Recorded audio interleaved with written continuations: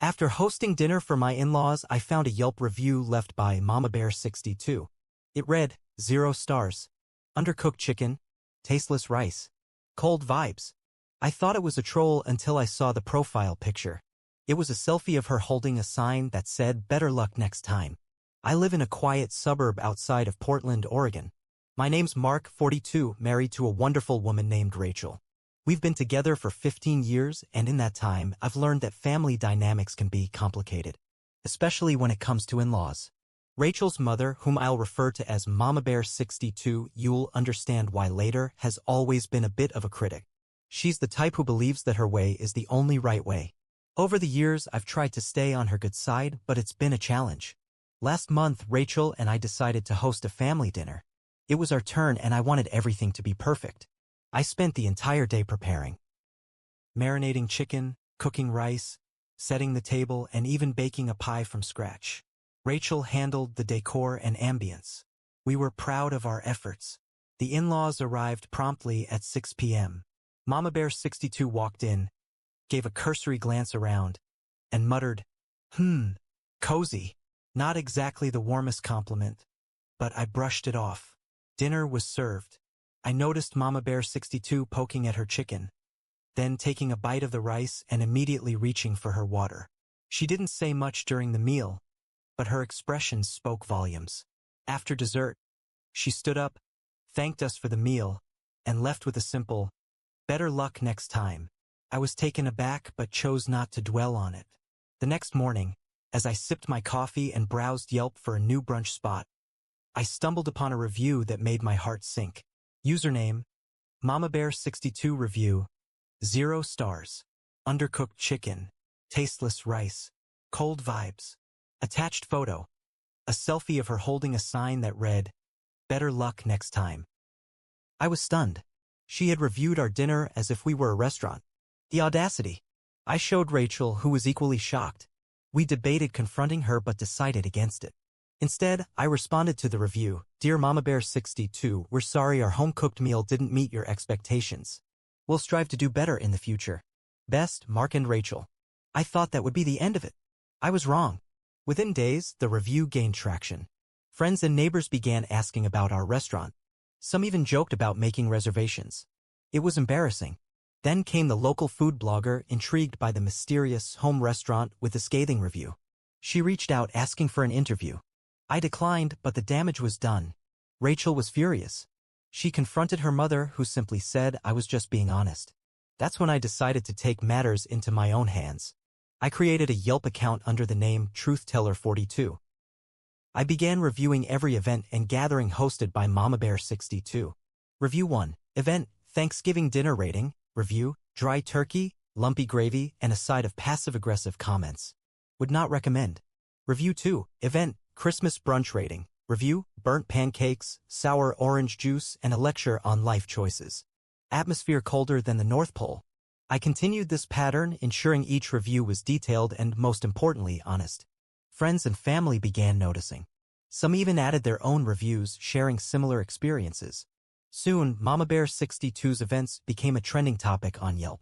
She was livid, accusing me of sabotage. I feigned ignorance, suggesting perhaps someone else felt compelled to share their experiences. Eventually, the reviews died down. But the message was clear: if you dish it out, be prepared to take it. Our relationship with Mamabear62 remains strained, but she thinks twice before criticizing now. As for Rachel and me, we've learned the importance of standing up for ourselves. And to anyone reading this, be careful who you review. They might just review you back. So things settled for a bit after the whole Yelp war. Rachel and I went back to normal life. Work, groceries, Netflix, the usual. But then 2 weeks after our second dinner attempt, the one where Mamabear62 brought pie and pretended to be nice, something weird happened. I got a letter in the mail. No return address. Just my name. Inside it said, watch your mouth before you ruin someone's life. We all make chicken differently. That was it. No name. No signature. Just those words written in neat, careful handwriting. I laughed at first. Told Rachel. She didn't laugh. She just stared at the letter and said, my mom doesn't write in cursive. But I knew the tone. It was her. Who else would send something like that? Still, I wasn't going to let a passive-aggressive note ruin my day. I tossed it. Thought it was over. Spoiler, it wasn't. A week later, Rachel's Bakery. She runs a little side business from our garage, cookies, cakes, that sort of thing.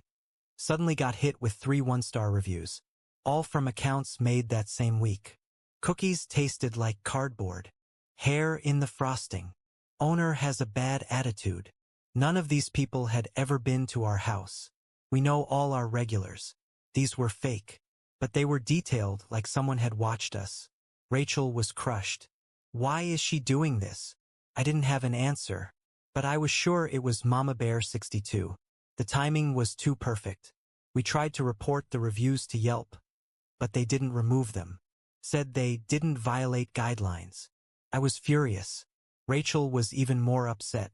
She started doubting her own business. That's when I snapped. I went deep. I started checking all her social media. Not just the ones she used regularly, Facebook, Yelp, but even the old ones. Twitter, Pinterest. Even some random blogs she had from years ago where she used to post recipes and rants. And that's when I found it. A blog post from 2017, titled, "When You're Forced to Eat Trash in Your Own Family." She didn't use names. But the description matched me. Exactly. She talked about a son-in-law with no taste buds and a weird laugh. Said I once served soggy asparagus at a barbecue and made her question her daughter's life choices. She had been writing about me for years, quietly, anonymously, using me as blog material for her relatable content. I felt sick. I didn't confront her. Not yet. Instead, I printed every blog post, every review, every passive-aggressive tweet she'd ever made. I made a binder, titled it, "The Chronicles of Mamabear62. Rachel told me it was overkill. I told her, it's just prep, because the next family dinner, it was going to be at her house. She invited us. Said it was her turn to show how it's done. I accepted immediately. But I wasn't going there to eat. I was going there to drop the hammer.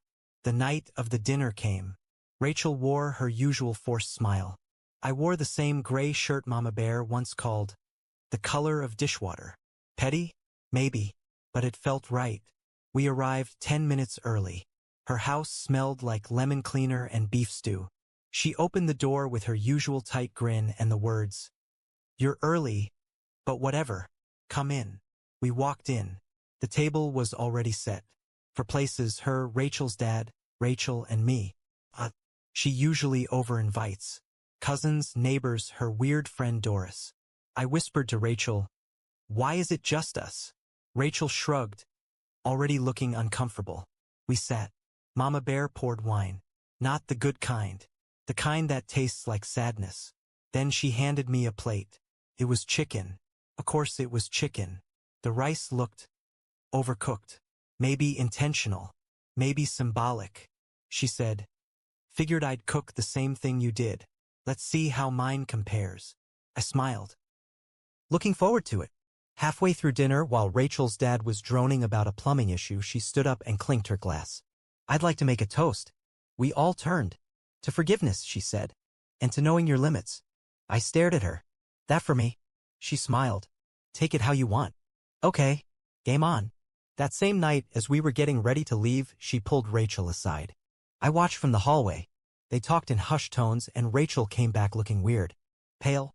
"She gave me something," she whispered once we were in the car. She pulled out a small black USB drive. No label. I asked, "Did she say what's on it?" Rachel shook her head. "Just said, for when you need clarity." When we got home, I plugged it into my laptop. There were folders, labeled by year. Inside, videos, hidden camera footage, clips from family dinners, audio from phone calls, even one from our garage showing Rachel baking. I felt my chest go cold. What the hell is this? Rachel was trembling. Is she spying on us? There were so many files. Years worth. Some were labeled with stuff like Thanksgiving meltdown or Rachel crying again. This wasn't just pettiness. This was obsession. I couldn't wait anymore. The next day, I drove to her house alone. Walked in without knocking. She was on the couch watching some cooking show like nothing happened. She looked up. "Oh, Mark." I held up the USB. "I saw everything." She didn't blink. "Did you?" Good. Maybe now you'll see how I've protected my daughter all these years. I stared. Protected her? Yes, she said calmly. From you. She started ranting. Said I held Rachel back. That she was meant for more. That I had softened her with my mediocrity. That the reviews, the posts, they were warnings. You weren't supposed to take them personally. You were supposed to take the hint. She genuinely believed she was the hero in all this. I told Rachel everything when I got back. Every word. She didn't cry. She didn't even flinch. She said I already knew. What? She nodded. I found her blog a year ago. I just didn't want to deal with it. I was stunned. Rachel then did something I'll never forget. She walked to the closet, pulled out a red binder, and said, "This is everything I printed from her social media over the last 5 years. She's got skeletons too." Turns out Rachel had been collecting receipts of her own. Lies. Fake charity posts. One time she said she volunteered at a food bank. Rachel found a timestamp proving she was at a casino that day. She hadn't just accepted her mom's behavior. She had documented it. And then Rachel smiled and said, "I think it's time we burned everything down." Rachel and I made a list. Step 1. Back up every file on the USB. Print hard copies of the blog posts, the fake Yelp reviews, and all the stuff Rachel collected over the years. We created a private folder online labeled Mama Bear Files. Step 2. Let it sit for a week. We didn't talk to her. Didn't respond to texts. She called Rachel once and left a voicemail saying, "Hope you're not mad. That video stuff was just for fun." Step 3. We sent her a message. Just one line, "Meet us at your house. Sunday, 3 p.m., bring your truth." She was already waiting when we arrived. Hair curled. Makeup done. Probably thought we were coming to apologize. We weren't. Rachel put a flash drive on the table. I put the binder next to it.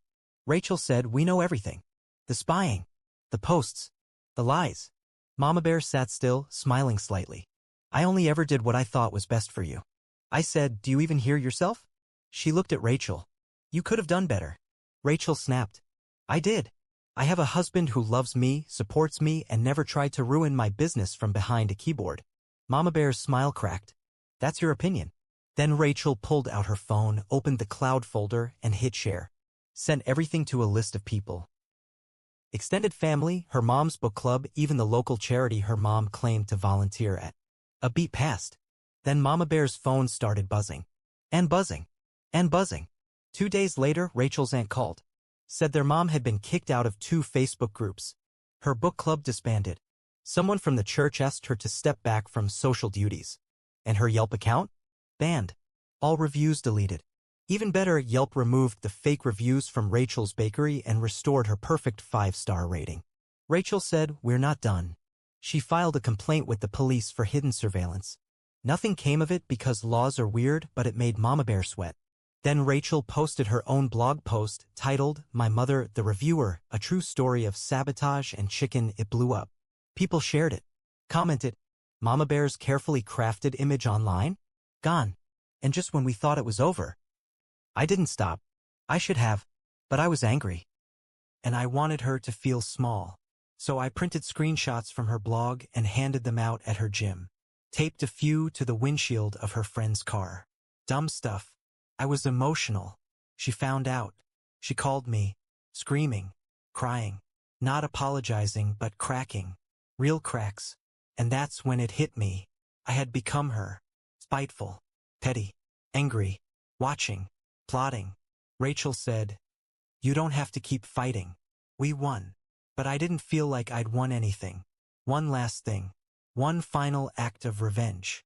The most brutal one of all, we cut her out. No visits. No calls. No birthday cards. No Christmas dinners. Total silence. She begged. Left voicemails. Sent letters. Nothing worked. Rachel wrote her one last message.